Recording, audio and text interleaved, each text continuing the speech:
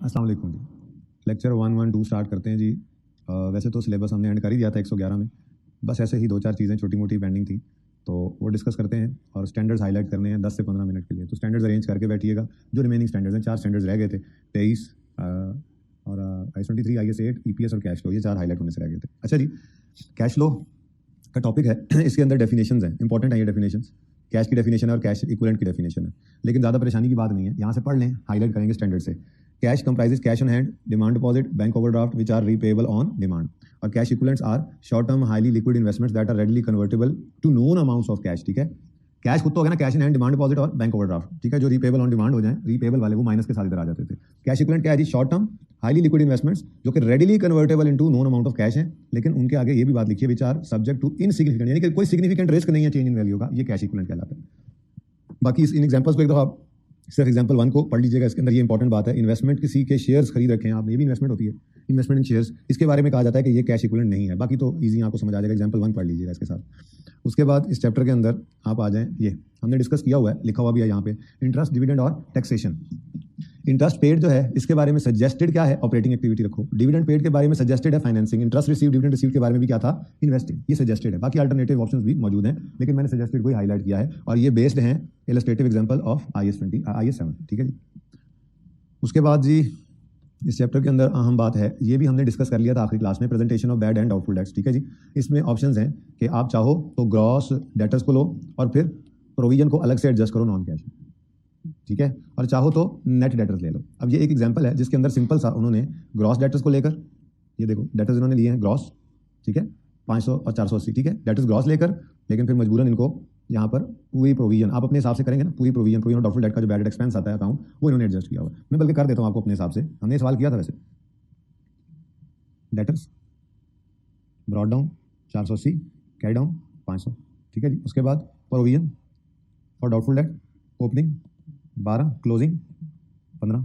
फिर वो कहता है जी बैड डेट 8 मिलियन का राइट ऑफ किया, provision debit, bad return of credit.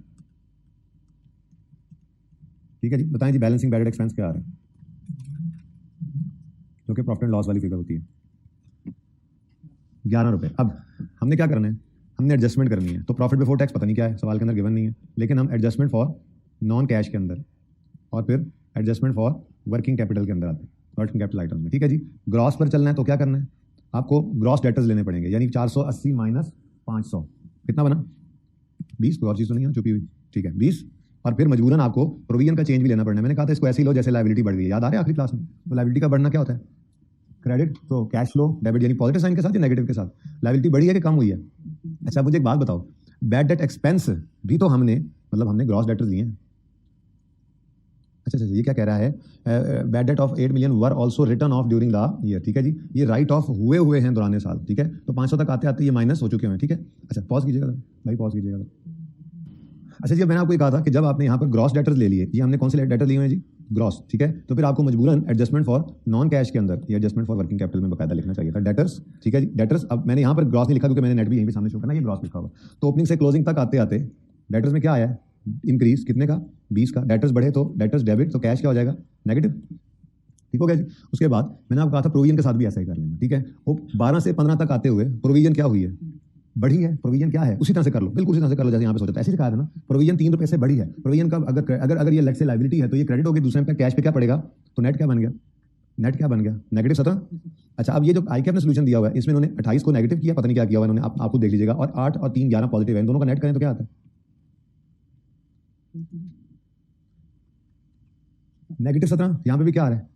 ठीक है, अच्छा तो हमने इस तरीके को नहीं अपनाना, हम अपने तरीके पे चलेंगे। ये बात कंक्लूड हो गई? बोलो। अच्छा, अब मैंने कहा था 2 ऑप्शन हैं, ग्रॉस पे चलना है, अगर ग्रॉस डेटर्स पे चलना है तो फिर प्रोविजन को भी कंसीडर करना पड़ेगा, और अगर आप चलते हो नेट डेटर्स के ऊपर, ठीक है, तो नेट डेटर्स क्या है? 480 माइनस 12, 500 माइनस 15, ये हुआ पड़ा है, यहीं से उठा लो। ठीक है, ये 468 ओपनिंग है और 485 क्लोजिंग है, दोनों का डिफरेंस कितना है? ओपनिंग से क्लोजिंग तक जाते हुए बढ़ रहे हैं, बढ़े तो डेबिट, दूसरे पे कैश पे नेगेटिव 17। तो बोलो इन दोनों का डिफरेंस ये है ना, 468 और 485 का दोनों का डिफरेंस 17 है ना। ठीक है, तो 17 से डेटर्स बढ़े, तो दोनों ऑप्शन मौजूद हैं, लेकिन मैंने आपको मशवरा दिया था, पर्चे के अंदर अगर डाटा अवेलेबल हो प्रोविजन का, तो आपने क्या करना है, यहाँ पे लिखा भी है फर्स्ट मेथड, क्या मतलब, adjust the profit for bad doubtful expense भी, मतलब वो उन्होंने जैसे कहा यानी ग्रॉस, नीचे कौन से रिसीवेबल लो, ग्रॉस। तो ये वाला तरीका अपनाना है अगर एग्जाम के अंदर जो है वो रेलेवेंट इन्फॉर्मेशन अवेलेबल हो तो, ठीक है। तो मैंने आपको ग्रॉस वाला तरीका अपनाने का कहा था, ठीक है। तो ये जरा देख लीजिएगा, इस एग्जाम्पल से परेशान ना होइएगा, तरीका ये वाला रखेंगे तो बात वहीं पर आ जाती है जैसे हमने किया डिस्कस, ठीक है। उसके बाद हाँ, यहाँ पे ये कुछ इंपॉर्टेंट पॉइंट्स हैं, इनको एक बार आपने रीड ओनली करना है, ठीक है जी। बल्कि मैं इसको रीड ओनली कह देता हूं, जब भी रिवीजन करें तो इसको एक बार पढ़ लेना है आपने, ठीक है। ऑपरेटिंग कैश फ्लोज की यूजफुलनेस क्या है, ये की इंडिकेटर हैं और बताते हैं कि ऑपरेशंस ऑफ एंटिटी ने कितने कैश फ्लो जनरेट किए हैं, ठीक है, ताकि ये इनकी जो है वो ऑपरेशंस को चला सकें या नहीं। फिर इन्वेस्टिंग एक्टिविटीज रिप्रेजेंट करती हैं कि कितने एक्सपेंडिचर किए हैं हमने जो फ्यूचर में long term cash flow generate करेंगे। फाइनेंसिंग एक्टिविटी बताती है कि जी फ्यूचर कैश फ्लोज के क्लेम करने वाले कितने लोग होंगे। तो ये एक बार पढ़ लेंगे, थोड़ा आइडिया होता है कि एमसीक्यू में ना आ जाए, ठीक है। इसी तरह से इस कंपैरिजन को भी आपने एक बार पढ़ना है, जब जब रिवीजन करनी है एक बार जस्ट इसको एक रीडिंग दे देनी है, ओके, ठीक हो गया जी। अच्छा, उसके बाद एक क्वेश्चन था हमारा, रह गया था आखिरी दिन, पता नहीं उस वक्त रह गया फिर रह गया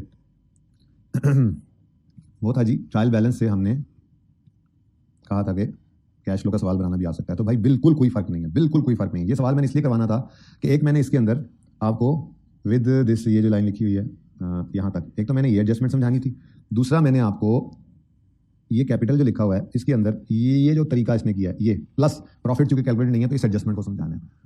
बाकी इस सवाल में कुछ भी नहीं है। अगर ट्रायल देगा तो मजबूरन उसको फिर ओपनिंग जो है वो स्टार्ट ही करवाना पड़ेगा, वरना तो फिर ट्रायल वाली बात तो ना रही ना, सिर्फ क्लोजिंग ट्रायल दे दे तो फिर ओपनिंग बैलेंस कहाँ से आएंगे। तो या तो वो बैलेंस शीट देगा, अगर ट्रायल वाला देगा भी सही तो ये काम उसके लिए जरूरी है कि वो कमेंस कराए बिजनेस, ताकि ओपनिंग आप जीरो ले सकें, वरना आपको पता है ओपनिंग क्लोजिंग दोनों चाहिए होते हैं, ठीक है। या फिर आप खुद अज्यूम करोगे कि ओपनिंग पहला बिजनेस का साल और ओपनिंग जीरो, ठीक है। तो ये तो बहुत आसान था कि हर ओपनिंग में क्या होना था, क्योंकि बिजनेस स्टार्ट हो रहा है तो ओपनिंग सारे के सारे क्या होने थे, जीरो। 31 दिसंबर 13 पे आपने क्लोज करना था, ठीक है। तो इसलिए ये तो मसला रहा था, ठीक है। अब जो भी बैलेंस शीट के आइटम्स हैं वो कैश एंड बैंक है, क्लोजिंग है, bank OD closing closing closing closing closing closing, सारे ही क्लोजिंग पड़े हुए हैं, ओपनिंग जीरो। एक बात ये डिसाइड हो गई। दूसरी बात, इनको पकड़कर, ये मैंने टेक्स्ट को बीच में छोड़ दिया, इनको पकड़कर आपने यूज कर क्या निकालना था, बोलो। हाँ जी, sales less cost of sales GP, फिर operating and selling expenses less expenses operating and selling expenses, फिर एड मिसलेनियस इनकम, मैं वही तरतीब रख रहा हूँ जो वहाँ लिखी हुई थी, less financial charges finance cost, यहाँ से क्या आ जाएगा, प्रॉफिट बिफोर टैक्स। बस इससे आगे जाने की जरूरत नहीं, हमें यही चाहिए होता है। ये आपका स्टार्टिंग पॉइंट बन जाएगा। एक ये टिप इसके अंदर के प्रॉफिट खुद निकालना पड़ेगा, ठीक है। अच्छा, उसके बाद बाकी आप कर लेंगे। उसने बताया हुआ है कि इसके अंदर डेप्रिसिएशन पड़ी है 9 मिलियन, इसके अंदर डेप्रिसिएशन पड़ी है 6.25 मिलियन। तो जब आपने एक्यूमुलेटेड डेप्रिसिएशन का अकाउंट बनाना है तो उसके अंदर आपने डेप्रिसिएशन यहाँ पे एज इट इज उठा के लिख लेनी है, 9 + 6.25, ठीक हो गया। ओपनिंग क्या है, ओपनिंग जीरो है, ओपनिंग जीरो है ये, और ठीक है। अच्छा, इसी तरह से डिस्पोजल वाले एसेट के बारे में उसने बताया हुआ, इसकी डेप्रिसिएशन अब तक की कितनी थी, 0.25, वो यहाँ पे आ जाएगा। यानी कि सवाल खुद ब खुद हो जाता है, बहुत आसान सवाल है। सर आप लोगों ने किया इसलिए नहीं, मैंने करवाया, मैंने कहा था करवा दूंगा, आपने भी कहा चलो सर करवा देंगे, तो छोड़ दिया। बहुत आसान सवाल है, ठीक है। अच्छा, अब इसमें जो मतलब की दो बातें उनकी तरफ आते हैं। सबसे पहली बात कहाँ पे करूँ, यहाँ भी कर लेते हैं। सबसे पहली बात कहता है galaxy brothers commence their business on January 13 with cash of 50 million. ये कैपिटल है in the form of cash, building है 25 million, capital in the form of fix asset, motor vehicle है 1.4 million, capital in the form of motor vehicle asset. तो इन सब की entry क्या होनी थी, इन सब की एंट्री ये होती है कैश डेबिट, अलग अलग करनी है अलग अलग कर लो, कैपिटल क्रेडिट 50 से, फिर फिक्स एसेट अगर इन्होंने इकट्ठा रखा हुआ तो हम भी इकट्ठा, पीपीई रखा हुआ, चलो आसानी हो गई, PPE debit, capital credit, cash नहीं जा रहा किससे, 25 मिलियन से, फिर PPE debit, capital credit 1.4 million. भाई अगर ओनर घर से फिक्स एसेट ले आए तो वो कैपिटल ही कहलाता है ना, ओनर घर से जो लाएगा वो। तो इसलिए आपके सवाल के अंदर ये एंट्री होनी थी। सबसे पहले तो cash debit capital credit, cash को तो आपने लेजर बनाना नहीं होता, शेयर कैपिटल लेजर में एक ये 50 आना है, ओपनिंग तो जीरो होना था, ठीक है। फिर पीपी के लेजर में डेबिट और कैपिटल क्रेडिट 25, फिर पीपी के लेजर 1.4 डेबिट और कैपिटल के लेजर में ये 1.4 क्रेडिट। अब कैपिटल का लेजर बन गया, कैपिटल का लेजर बन गया, कैपिटल का नाम क्या रखा उन्होंने, पार्टनर्स कैपिटल, पर कैपिटल लिख लो, कैपिटल, ओपनिंग कितना है, जीरो, कैश 50, पीपीई 25 और पीपीई 1.4, बोलो। अच्छा ये देख लीजिए, समझ आ गई entry, capital capital capital credit हो गया, डन। अच्छा जी, अब ट्रायल कौन सा गिवन है, ये देखो ये क्या कह रहा है, पार्टनर्स कैपिटल, छोड़ो इस ब्रैकेट को, छोड़ो फिलहाल, ठीक है जी। पार्टनर्स कैपिटल 73.95 आ रहा है, क्या ये ओपनिंग हो सकता है, ओपनिंग कहां से आया, ओपनिंग तो कुछ था ही नहीं, ओपनिंग मैंने जीरो लिखा हुआ है। अच्छा अब ये क्या है, क्लोजिंग 73.95। अच्छा अब मेरा अगला सवाल, क्या इस तक आते आते पैट ऐड हो चुका है, नहीं। उसकी वजह यह है कि ट्रायल के मुंह के ऊपर सारे इनकम एक्सपेंसेस अभी नजर आ रहे हैं। ये इनकम एक्सपेंसेस ट्रायल के मुंह में पड़े हैं, मतलब भी प्रॉफिट लॉस अकाउंट नहीं बना, वो नहीं बना तो प्रॉफिट भी नहीं निकला, अगर वो नहीं निकला तो यहाँ पे क्रेडिट भी नहीं हुआ, इसमें ऐड भी नहीं हुआ। इसका मतलब अगर हम रीडू ही कर रहे हैं तो इसको यहाँ पे लेने की जरूरत नहीं है, ठीक है ना। हमने बैलेंसिंग फिगर निकालनी होती है, ठीक है। मैं समझाता हूं, ये कैपिटल क्लोजिंग होता, इसमें से प्रॉफिट भी इसमें ऐड हो चुका होता अगर ट्रायल के फेस पे ये नजर ना आ रहे होते। ये नजर आ रहे तो मतलब 20 साल का प्रॉफिट लॉस अकाउंट बनना बाकी है। अगर वो बना नहीं है तो क्या प्रॉफिट निकला है? नहीं निकला। तो फिर ये कैसे कह सकते हैं हम कि इस 73 तक आते आते प्रॉफिट ऐड हो चुका है? क्या हो चुका है? अभी निकला ही नहीं है, ऐड कहां से हुआ है? यहां तक को मसला बोलो। तो इस 73 तक आते आते प्रॉफिट ऐड नहीं हुआ। डन। तो मैं रीडू करना है ना, तो मैं इसको लिखूंगा भी नहीं, लिख दिया यहां पे प्रॉफिट निकाल के तो ये गलत हो जाएगा। ठीक है ना, मैंने तो बैलेंस फिगर निकाल दिया ना कि कैश आया नहीं, वैसे कैश इतना ही आया है बाय द वे। ठीक है, लेकिन अब आते हैं इस लाइन की तरफ। ड्राइंग्स उसने फेस पे नहीं दी, बल्कि कहता है पार्टनर का जो कैपिटल है 73, इस तक आते आते ड्राइंग्स लेस हो चुकी हैं। इसका मतलब यहां तक आते आते ड्राइंग्स लेस हो चुकी हैं। ठीक है, इसका मतलब अगर हम अब इसको बैलेंस करें और इधर बैलेंसिंग फिगर आ जाए तो वो क्या होंगी? ड्राइंग्स। इसको यहां डालने से गलती हो जाएगी, समझ आ गई ना? हमने उसी का अकाउंट दोबारा बनाया जिसमें उसने ये सारी चीजें इधर क्रेडिट की हैं, डेबिट करके रेलेवेंट जगह पे, और क्लोजिंग तक आते आते वो ड्राइंग्स माइनस कर चुका है। इसलिए तो ट्रायल के फेस पे डेबिट साइड पे ड्राइंग नजर नहीं आ रही। नेट कर दिया उसने, कितना बनता है बैलेंसिंग जी?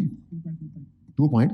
लो जी, ये ड्राइंग्स की फिगर है, ये भी आपकी कैश फ्लो में ड्राइंग्स या डिविडेंड पेड जैसे आता तो फाइनेंसिंग एक्टिविटी में चला जाएगा। ठीक है, इसको क्यों नहीं लिखना, ये समझ आ गया। और ये बैलेंसिंग फिगर हमने निकाली, अगर इसको लिख देंगे तो ये फिगर गलत हो जाएगी। ये सही नहीं है क्योंकि वो यहां से होते हुए इसको माइनस करके यहां पे पहुंचा हुआ है, तो हमने उसी को रीडू करना था ना। ये तो भी निकला ही नहीं था, उसी को रीडू किया है। हम कौन सा बैलेंस शीट बना रहे हैं कि शेयर कैपिटल हमने सही करके लिखना, प्रॉफिट ऐड करना, रिटेन अर्निंग? हम तो कैश फ्लो स्टेटमेंट बना रहे हैं जिसमें पीबीटी से स्टार्ट करना था, इसलिए मैंने यहां पे आपको पीबीटी पे रोक दिया। यहां से चलो आगे बस। ठीक है, आपको क्या जरूरत है पैड लिखने की? और यहां पे पता लग गया आपको, सारा साल ये पहला साल ही है। ठीक है, इस सवाल में और कुछ भी नहीं था। ठीक है, ओके डन। इसमें और कुछ भी नहीं है, लेकिन इसलिए एक दफा कर जरूर लेना कि अगर इस तरह को सवाल आ जाए तो आपको करना आता हो। कैश फ्लो अच्छी खासी तैयार है, ऐसे इस वजह से कोई गड़बड़ ना हो जाए। बाकी ये सिंपल सी एडजस्टमेंट है बिल्कुल। ठीक है, सेटलमेंट इंश्योरेंस क्लेम का आया है 1.8 मिलियन की वो कार थी जितनी डेप्शिट हो चुकी थी। सेटलमेंट ऑफ इंश्योरेंस क्लेम कहीं लिखा होगा ना, सेटलमेंट ऑफ इंश्योरेंस क्लेम कहीं लिखा होगा सवाल के अंदर, कहीं लिखा हुआ है, ये लिखा हुआ है net loss of 0.35 on settlement of insurance claim. अच्छा, ये कोई नेट लॉस की फिगर दे दिया उन्होंने, यहाँ पे उन्होंने उसकी कॉस्ट बता दी, यहाँ पे बुक वैल्यू बता दी है, तो शायद वो फिगर इंश्योरेंस क्लेम रिसीव हुआ है, और वो भी आपको पता है कि कहाँ जाएगा? इन्वेस्टिंग एक्टिविटी में। ये इंशाल्लाह मैनेजेबल है आपसे सवाल। ये बस थोड़ी सी अजीब बात, एक तो प्रॉफिट निकालना, दूसरा ये थोड़ी सी अजीब बात थी, इसलिए मैंने ये समझा दी, तो ये हो जाएगा इंशाल्लाह। ओके, अच्छा जी, कैश फ्लो के टॉपिक में तो बस यही बातें थी कुछ मेरे सामने जो मैं चाह रहा था कि हम कर लें। अब ये स्टैंडर्ड्स हैं कुछ, ये हाईलाइट करते हैं। मैं कोशिश करता हूँ कि अगले 10 मिनट में ये स्टैंडर्ड्स हाईलाइट करके साइड पे हो जाए। ठीक है जी, IAS 23 जो स्टैंडर्ड है, इसके अंदर आपने पैरा 5 के अंदर ये 2 डेफिनेशंस को हाईलाइट कर लेना है। Borrowing cost, interest, other cost that an entity incurs in connection with borrowing of funds, a qualifying asset in asset that necessarily takes a substantial period of time to get ready for its intended use or sale. एहतियातन कर लें, वैसे तो आपको ये बातें पता ही हैं। ठीक है, उसके बाद इंपॉर्टेंट है, ये एग्जांपल्स भी वैसे यूज करनी पड़ सकती हैं। Depending on circumstances any of the following may be qualifying asset. क्या इन्वेंट्री क्वालिफाइंग एसेट हो सकती है? बोलो। अगर बनने में अच्छा हवाई जहाज बनाते हैं हम और बेचते हैं तो वो बनने में 2 साल लगने हैं, बैरी जहाज बनने में 3 साल लगने हैं, उस पर इंटरेस्ट अगर लिया, लोन लेकर बना रहे हैं, उसको इंटरेस्ट दिया उस पर, तो वो एसेट कॉस्ट में ऐड होगा। तो इन्वेंट्री कैन बी या qualifying asset. Manufacturing plant, power generation facilities, intangible software कोई बनवा रहे हैं अपनी कंपनी के अंदर लगवाने के लिए, 3 साल लगे इंप्लीमेंटेशन, कोई ERP सॉफ्टवेयर है, बहरहाल आपके सिलेबस में नहीं है। Investment properties, this can be qualifying asset. Bear plant या IAS 41 के अंदर होता है, ये भी PPE ही होता है एक तरह का, लेकिन ये भी आपके सिलेबस में नहीं। ठीक है, उसके बाद आगे कुछ भी आपको हाईलाइट करने की जरूरत नहीं सिवाय पैरा 17 के। इसके अंदर बीच में अगर कोई हाईलाइट पिछली बार करवाया भी था तो खैर इजाफी है, कोई नहीं मसला। पैरा 17 पे आ जाएं। An entity shall begin capitalising borrowing cost as part of cost of asset on the commencement date. अब कमेंसमेंट डेट क्या याद है? मैंने आपको कहा था commencement of capitalisation of cessation, वो बेसिकली कमेंसमेंट यहां से उठा हुआ है और सीजेशन यहां से उठा हुआ है। वो जो हम रूल बनाते थे, स्टैंडर्ड की बात होती थी ना, कमेंसमेंट कब करो जी? The commencement date for capitalisation is date when entity first meets all of the following, जिसको हमने कहा था लेटर ऑफ। लेटर ऑफ मतलब क्या होता है? जब सबसे आखिरी वाली डेट जो लेनी है तो मतलब सारे पूरे हो चुके हैं ना, तो कहता है सारी चीजें पूरी हो जाए। कौन सी? एंटिटी ने इनकर के एक्सपेंडिचर फॉर एसेट, हमने इसको कहा था construction payment, incurs borrowing cost, loan receive होता है तो बोरिंग कॉस्ट इनकर होने लग जाती है, और undertake activities that necessity to pay the asset for its work started. तो work started, interest, loan receive, work started और कंस्ट्रक्शन पेमेंट, ये तीनों जब पूरे हो जाए, हमने भी यही कहा था लेटर ऑफ दीज 3 डेट्स। ठीक है, ये कमेंसमेंट डेट थी। सस्पेंशन बीच में आई थी, हमने कहा था सस्पेंशन वो जो रूटीन हो उसको इग्नोर करना है, जो नॉन रूटीन हो उसको कंसीडर करना है, उतने अरसे की कैपिटलाइजेशन को रोकना है। अब उसने यहाँ पे कैसे लिखा हुआ इस बात को, मुश्किल अंग्रेजी स्टैंडर्ड की, एन एंटिटी शैल सस्पेंड, रोक देगी capitalisation of borrowing cost during extended periods in which it suspends active development of a qualifying asset। Active development रुकी हुई है, एक्सटेंडेड पीरियड, रूटीन पार्ट नहीं है। आप एक बिल्डिंग बना रहे हैं, PCC डाल के उसको 15 दिन छोड़ना ही छोड़ना है। अब ये कोई एक्सटेंडेड पीरियड नहीं, रूटीन पीरियड है, इसमें एक्टिव डेवलपमेंट रुकी नहीं हुई, वो पार्ट है उसका। ठीक है, लेकिन अगर लेबर स्ट्राइक पे चली गई 1 महीने के लिए तो क्या है? ये एक्सटेंडेड पीरियड हो गया, 1 महीना तो काफी पड़ गया ना, उसमें कोई कंस्ट्रक्शन एक्टिव डेवलपमेंट नहीं हो रही, तो सस्पेंड करो। और सीज कब कर दो, रोक कब दो? An entity shall cease capitalizing borrowing cost when substantially all the activities necessary to prepare qualifying asset for its intended use or sale are complete। MCQ में एक आधा पॉइंट आया भी हुआ था जब हमने MCQ किए थे। ठीक है, अब आगे ना पैरा 23 के अंदर लिखा हुआ है कि कब सब्सटेंशियली सारी एक्टिविटीज को हम समझेंगे कि पूरी हो गई है, पढ़ के देख लो। An asset is normally ready for its intended use और sale when physical construction of asset is complete even though routine administrative work might still continue if minor modification such as decoration of a property to purchasers or user specification are all that are outstanding, this indicates that substantially all the activities are complete. ठीक है, उसके बाद जो disclosure है, an entity shall disclose the amount of borrowing cost capitalised during the period. ठीक है जी, और the capitalisation rate used to determine amount of borrowing cost eligible for capitalisation, ये मैंने आपको पढ़ाया अभी तक। ठीक है, बस IS 23 में इतना ही था हाईलाइट करने के लिए। और IS 8 पे आ जाते हैं जी। अच्छा जी, IS 8 के अंदर आप आए डेफिनेशंस पे। ये 3 डेफिनेशन, अकाउंटिंग पॉलिसी की डेफिनेशन है पैरा 5, अकाउंटिंग पॉलिसीज की डेफिनेशन है, चेंज इन अकाउंटिंग एस्टीमेट की डेफिनेशन है। ठीक है, इनको हाईलाइट कर लीजिए, कोई MCQ में काम आ जाती है। और प्रायर पीरियड एरर्स की डेफिनेशन है अगले सफे पे। ठीक है जी, ओके, बस इन्हीं को जितना हाईलाइट किया हो इतना ही हाईलाइट कर लें, बस देख लें, इससे कम भी करना चाहें तो बेशक कर लें, पता लगे बस आपको। उसके बाद रिट्रोस्पेक्टिव एप्लीकेशन, रिट्रोस्पेक्टिव रीस्टेटमेंट, ये 2 डेफिनेशन हाईलाइट करें, MCQ में काम आ सकती हैं। पता आपको है, अगर चेंज इन अकाउंटिंग पॉलिसी है तो रिट्रोस्पेक्टिवली उसको अप्लाई करके लाना होता है, और चेंज और प्रायर ईयर एरर करेक्शन है तो उसको रिट्रोस्पेक्टिवली रीस्टेट करके लाना होता है, ये मतलब दोनों में फर्क। उसके बाद जनाब आप आ जाएं कंसिस्टेंसी, पैरा 13 इंपॉर्टेंट है, कंसिस्टेंटली अप्लाई करें जी। और चेंज कब करें, 14 में लिखा हुआ है, चेंज इन अकाउंटिंग पॉलिसी सिर्फ तब हो जब रिक्वायर्ड बाय IFRS हो या इट रिजल्ट्स इन, ये सब कुछ आपने पढ़ा हुआ है, सिर्फ इसे अंडरलाइन करने की कहीं जरूरत पड़ ना जाए, वैसे आपको ये पता है। ठीक है जी, उसके बाद following are not change in accounting policy, जिसके अंदर आपके लिए सिर्फ इतना, application of new accounting policy जो पहली बार आप कर रहे हैं। ठीक है जी, इस ऊपर वाले को छोड़ दें। और initial application of a policy to revalue asset in accordance with IAS 16 is a change in accounting policy to be dealt with as a revaluation in accordance with IAS 16। मैंने आपको कहा था कि IAS कॉस्ट मॉडल से revaluation model पे जाना, ये है तो चेंज अकाउंटिंग पॉलिसी, लेकिन IAS 8 इससे डील नहीं करता, IAS 16 करता है, यहाँ पे वही बात लिखी है। फिर अप्लाइंग चेंज अकाउंटिंग पॉलिसी में क्या कहता है, entity shall account for change accounting policy in accordance with specific transitional provisions, कोई प्रोविजन स्टैंडर्ड ने बताई, और अगर नहीं है कोई ट्रांजिशनल प्रोविजन तो फिर रिट्रोस्पेक्टिवली।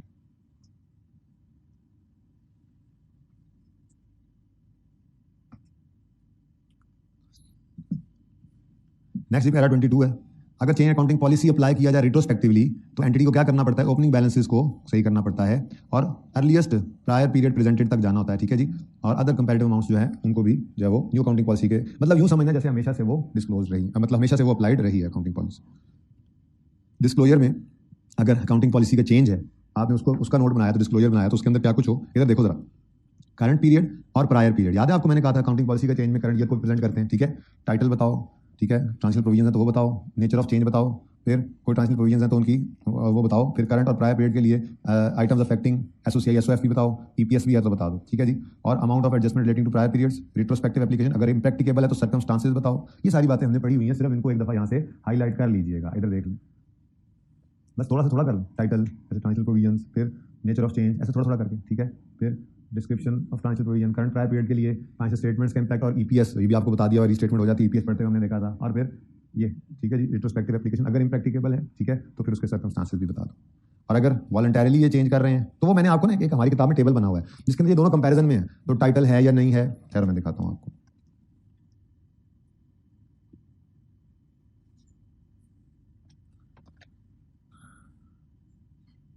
ये देखिए, ये ऊपर वाले जो थे वो ये थे, और वॉलंटरीली अब मैं पढ़ा रहा हूँ, तो ये आपके पास टेबल ऑलरेडी बना हुआ है, उसी के हिसाब से यहाँ पे नेचर ऑफ चेंज बता दो, क्योंकि इसमें टाइटल ऑफ IFRS होगा नहीं, ट्रांजिशनल प्रोविजन भी नहीं होंगी, बाकी सारी चीज़ें ऑलमोस्ट सेम ही हैं, इनको देख लीजिएगा, जरूरत ऐसे नहीं पड़ेगी, आपको चीज़ें याद ही हैं।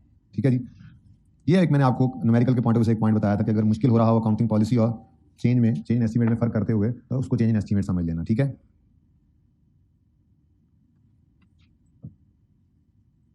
अकाउंटिंग एस्टीमेट का जो चेंज है उसको प्रोस्पेक्टिवली अप्लाई करना है। ठीक है जी, पीरियड ऑफ चेंज में, और अगर आगे फ्यूचर में जाए तो उसके अंदर, ये आपने पैरा 36 में हाईलाइट कर लिया।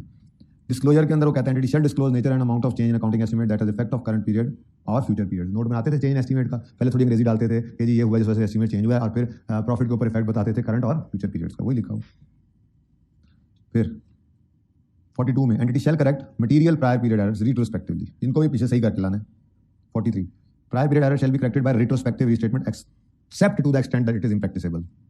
और इसके डिस्क्लोजर के अंदर इंपॉर्टेंट बात, करंट पीरियड नहीं लिखा हुआ, अगर आप पॉलिसी चेंज की तरह से देखेंगे ना, यहाँ पे करंट एंड प्रायर दिखा के लाता हूँ, वैसे पहले भी पढ़ाया हुआ है आपको कि पॉलिसी चेंज हो तो आपने करंट और प्रायर दोनों को चेंज करना होता है। ये देखें, और करंट एंड प्रायर पीरियड, जबकि यहाँ पर प्रायर पीरियड एरर के अंदर सिर्फ प्रायर पीरियड प्रेजेंट। ठीक है जी, ये डिस्क्लोजर्स हैं, ये आपको बनाने आते हैं। यहाँ पे एक बार हाईलाइट कर लेने से ज़रा तसल्ली हो जाती है कि यार हमें कुछ भूलने वाला नहीं। ठीक है जी, आइए 7 पे आ जाए। आइए 7 के अंदर कोई खास चीज़ें कोई नहीं है हाईलाइट करने वाली। ये 2 यूजेस बताए हुए हैं, ये कोई एमसीक्यू में आ जाए किसी वक्त काम दे जाए तो हाईलाइट कर लो। जब आप वो थ्योरी पढ़ोगे ना हर रिवीजन में, जो मैंने आपका रीड ओनली उसके अंदर ये बातें लिखी हुई मिल जाएंगी, तो यहाँ पे हाईलाइट हो जाएंगी, तसल्ली होगी भी मुझे वो याद करने की जरूरत नहीं है, वो 2 बार पढ़ा है तो मुझे पता है यहाँ पे ऐसी बात लिखी हुई है, बस ये करना है। ठीक है, तो enable user to evaluate change in net assets of entity and financial structure, useful in assessing ability of entity generate cash and cash equivalents. उसके बाद एनहांसेस कंपेरेबिलिटी, फिर historical cash flow information often used as timing, useful in checking accuracy in assessment of future cash. ये सारे ना वो uses लिखे हुए हैं जो आप वहां से पढ़ोगे। जब पढ़ोगे तो यहाँ पर आपको नजर आ जाएगा ये 3-4 पॉइंट्स यहाँ पे लिखे हुए हैं, याद करने की जरूरत नहीं है। इसलिए ये पैरा मैं इंपॉर्टेंट कह रहा हूँ कि ये आपको बहुत सारी थ्योरी याद कराने से बचा लेगा। आपने जस्ट वो थ्योरी जो मैंने कही है पढ़नी है और यहाँ से रेलेवेंट चीज़ों को आपने हाईलाइट कर देना है। वैसे जो कोई करना चाहे तो ऐसे कर ले, मैंने किया तो इतना हुआ। ठीक है, डन। उसके बाद ये वो कैश और कैश इक्विवेलेंट की डेफिनेशन आ रही हैं जो मैंने आपको कहा था पढ़ लेना वहां से, लेकिन यहाँ पे निशान लगा हुआ है, याद करने की जरूरत नहीं है। कैश क्या है? Cash on hand and demand deposit. Cash equivalent are short term highly liquid investments that are readily convertible to known amounts of cash and which are subject to an insignificant risk of changes in value. कोई risk नहीं है उनका ज्यादा value के अंदर change आना। ठीक है, फिर ऑपरेटिंग एक्टिविटी, इन्वेस्टिंग और फाइनेंसिंग की डेफिनेशन है, आपको बताने की जरूरत नहीं है, लेकिन चले है तो फिर हाईलाइट कर लेने में हर्ज नहीं। उसके बाद ये एक छोटी सी बात लिखी हुई है कि कैश फ्लो स्टेटमेंट के अंदर नजर आना चाहिए cash flow during the period classified bye operating, investing और फाइनेंसिंग। तो हम ये अलग अलग करते ही हैं, मैंने कहा चलो हाईलाइट करके बता दूं कि स्टैंडर्ड ने ऐसे कहा हुआ है।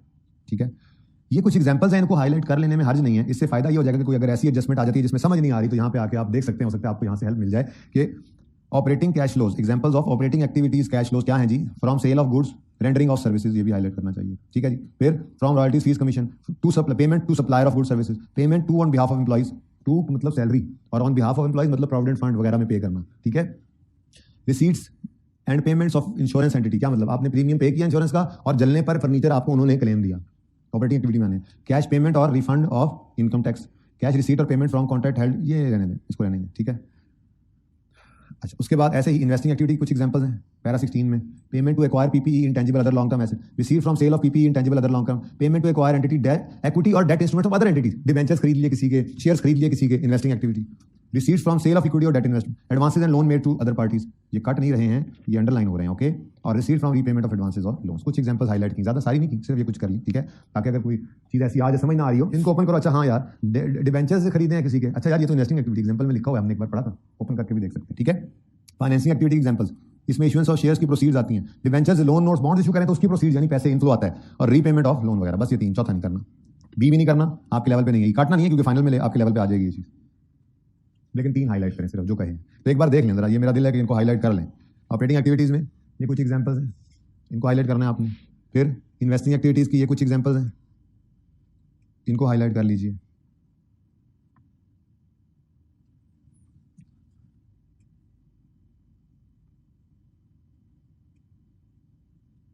A B C D E F बस। उसके बाद फाइनेंसिंग एक्टिविटी में 3 कर लीजिए, A C और D।